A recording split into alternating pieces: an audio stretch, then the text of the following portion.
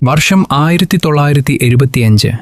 മഞ്ഞുകാറ്റു മൂടിയ തെരുവുകളും നിശബ്ദമായ രാത്രികളും കൊണ്ട് ശ്രദ്ധേയമായിരുന്നു നിവാര എന്ന ആ ഗ്രാമം. അവിടുത്തെ ഒരു കൊച്ചുവീട്ടിൽ ലൂക്കയും മറിയയും സന്തുഷ്ടരായി ജീവിച്ചു പോന്നു. അവരുടെ ലോകത്തേക്ക് വെളിച്ചം പകർന്ന് ഒരു ആൺകുഞ്ഞ് ജനിച്ചു, ജോൺ. അവരുടെ കണ്ണുകളിൽ നിറഞ്ഞു നിന്നത് ആ പേരിൻ്റെ സന്തോഷമായിരുന്നു.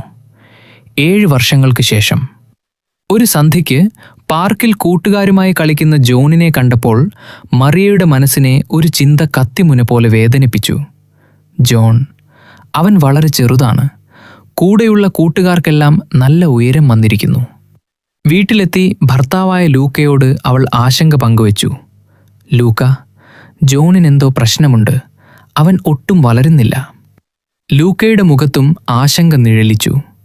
നാളെ തന്നെ നമുക്ക് ഡോക്ടറെ കാണാം.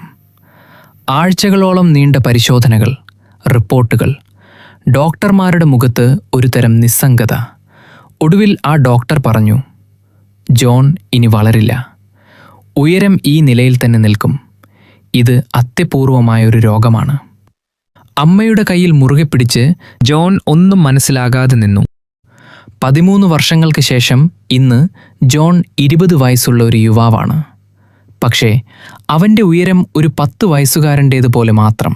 വീടിൻ്റെ 4 ചുമരുകൾക്കുള്ളിൽ നിന്ന് പുറത്തിറങ്ങാൻ പോലും അവന് പേടിയായിരുന്നു.